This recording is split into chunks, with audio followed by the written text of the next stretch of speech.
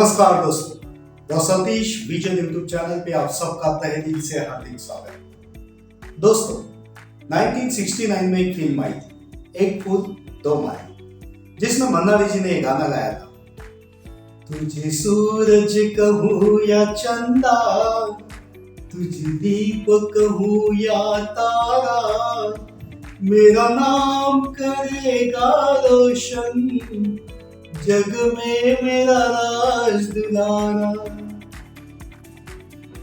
दोस्तों, बच्चों को सूरज चांद कहकर नाम रोशन नहीं होता, उसके लिए अच्छी परवरिश की जरूरत होती है। बच्चे हमारा कल है और अपनी परवरिश तय करती है वो कल कैसा होगा।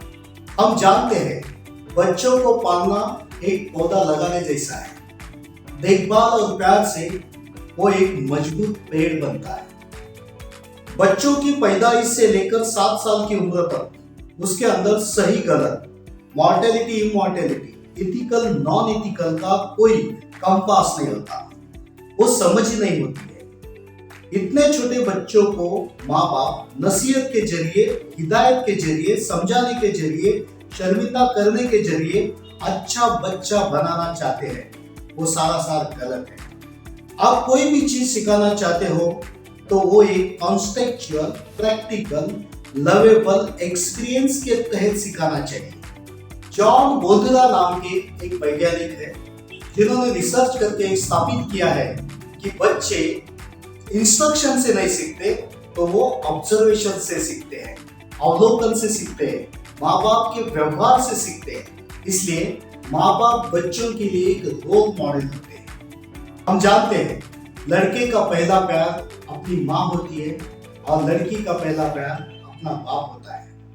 लड़का अपनी वाइफ या लवर में अपनी माँ की बात ढूंढता है और लड़की अपने बाप की बात अपने हस्बैंड में ढूंढती है। इसलिए तो कहते हैं जैसी खान वैसी माटी, जैसा बाप वैसी बेटी। बच्चे बहुत समझदार होते हैं, वो जिद करने के तरीके अपने माँ बाप से ही सीखते हैं।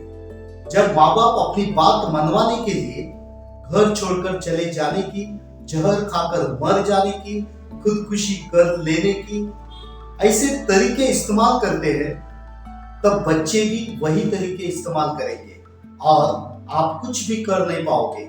इसलिए आप सुधर जाओ, यही मैं कहना चाहूंगा। आज की भागदौड़ भरी जिंदगी में कई पेरेंट्स वर्किंग होते हैं। ऐसे सिचुएशन में बच्चों को मेड या सर्वेंट के पास रखा जाता है और ऐसे बच्चों की परवरिश कैसी हो रही है वो देखने के लिए हमको अपना घर कैमरा से कवर करना चाहिए।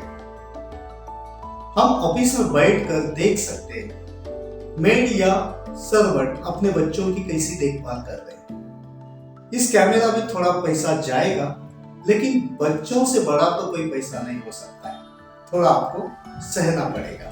कई बार जब माँ बच्चों को डांटती है तो बाप प्रोटेक्ट करने आता है, जब बाप बच्चों को डांटता है तो माँ प्रोटेक्ट करने लगती है। तो ऐसा मत करिएगा, क्योंकि बच्चे बहुत स्मार्ट हैं, इसका बच्चा बहुत अच्छा खासा फायदा उठाते हैं। ऐसी सिचुएशन में माँ और बाप दोनों की एक वॉइस होनी होती है, दोनों का एक डिसीजन होना होता है। आज एक समस्या हर घर में कॉमन है, बच्चे टीवी या मोबाइल देखकर खाना खाते हैं। टीवी बंद करो, रोना शुरू हो जाता है। वो 1 दिन रोएगा, 2 दिन रोएगा, 3 दिन रोएगा, लेकिन बिना खाना खाए वो नहीं रहेगा। ये ध्यान में रखिए। इसलिए पहले आप बोले तो पेरेंट बिना मोबाइल के खाना खाए, बच्चा भी वही करेगा। ऑस्कर वाइल्ड कहते हैं कि the best way to make children good is to make them happy. और ये सही है। हम अपने बच्चों को बोले, भैया मुझे कुछ नहीं चाहिए, सिर्फ तो खुश रहना चाहिए, बाकी चीजें सेकेंडरी है। लेकिन कई पेरेंट्स अपनी जिद में उसके ऊपर उसका करियर इंपोज कर देते हैं। जैसे तुम्हें यही करना होगा, तुम्हें इससे शादी करनी होगी, तुम्हें डॉक्टर ही बनना है, सीए ही बनना है, ऐसे बहुत सारी चीजें। बच्चे माँ बाप के दबाव में आकर जिंदगी के कई फैसले कर लेते हैं, उसमें सफल भी हो जाते हैं, पर अंत में अपने माँ बाप से नफरत करने लगते हैं। पापा, पापा, पापा, सुनाई दे रहा है? बेरा नहीं हूं मैं। ऐसे बहुत सारे उदाहरण हम देखते हैं, क्योंकि उनका दिमाग कुछ कहता है, दिल कुछ कहता है और कर कुछ और है। जिस व्यक्ति का दिल, दिमाग और हरकतें कनेक्टेड है, उससे ज्यादा खुश मनुष्य कोई भी नहीं हो सकता। कई बच्चे बहुत जिद्दी हो जाते हैं। इस जिद का कारण एक साइकोलॉजी है। वो साइकोलॉजी है एक चाइल्ड साइकोलॉजी और दूसरी पेरेंट साइकोलॉजी। बच्चा कोई चीज को देखता है तो उसको लगता है ये चीज मुझको मिलनी चाहिए। ये हो गई चाइल्ड साइकोलॉजी। और मुझे ये मिला नहीं, मुझे फैसिलिटी नहीं मिली, ये मेरे बच्चों को सब मिलनी चाहिए, ये हो गई पेरेंट साइकोलॉजी। ये दो साइकोलॉजी की वजह से बच्चे जिद्दी हो जाते हैं। इससे बच्चों का एटीट्यूड कंपेयरिंग हो जाता है। हर फैसिलिटी मिलने से लाइफ आसान लगने लगती है। वास्तव में ऐसा कुछ नहीं होता है लाइफ में। उसकी जिद सही या गलत है, उसे समझाना चाहिए। बच्चे ने इच्छा जताई, उसे पेरेंट ने मना कर दिया। जिद करी, उसे भी मना कर दिया। रोना गाना किया, उसे भी मना कर दिया। अंत में दुर्व्यवहार किया तो पेरेंट मान लिए। अब आप ही विचार करके देखिए, बच्चे के सामने क्या मैसेज गया होगा। वो सोचता होगा माँ बाप से इज्जत से बात करो तो उनको समझ में नहीं आता, बदतमीजी करो तो माँ बाप अपनी औकात में रहते हैं। ऐसे बच्चों को नीड और वांट, इसका फर्क समझाना चाहिए। कभी 3-4 साल का जब बच्चा रहेगा तभी से। नीड बोले तो ऐसी चीज जो उसके बिना काम ही नहीं हो पाएगा। वांट बोले तो ऐसी चीज जिससे काम चल सकता है। अगर ये दो वर्ड का मीनिंग उसको समझा दे तो बच्चा ऑटोमेटिकली जिद कम कर देगा। बच्चा अगर गलत काम कर रहा है और माँ बाप हद से ज्यादा उसकी तारीफ कर रहे हैं तो आप समझ लीजिए जॉन इब्राहिम का शूट आउट एट वडाला, इस फिल्म में डायलॉग है, ए दिलवर, ये मन्यासुर तेरे गली में आया है, बंबई का नया बाप मन्यासुर पे।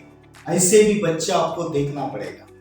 इसलिए हमें बच्चों को ह्यूमन वैल्यू सिखाना बहुत जरूरी है, जो कि हमको रामायण, महाभारत, ऐसी जो पुरातन धर्म ग्रंथ है उसमें सारी चीजें हमको देखने को मिलती है। जिसमें भरत और राम की कथा बताए, जिससे भाई का प्यार उसे समझ में आएगा। राम और सीता की कथा बताए, जिसे पति पत्नी का प्यार क्या होता है उसको समझ में आएगा। कृष्णा और सुदाम की कथा सुनाए, जिसमें बच्चों को मित्र का प्रेम क्या होता है वो समझ में आएगा। अंत में मैं यही कहूंगा, बच्चे वो बीज है जिसे हम बोते हैं, परवरिश वो खाद है जो उसको पोषण देती है, और परिवार वो बाग है जिसमें बच्चे खिलते हैं। दोस्तों, ये वीडियो अच्छा लगा तो आप इस चैनल को सब्सक्राइब करिए और अपने दोस्तों को शेयर कर दीजिएगा। धन्यवाद।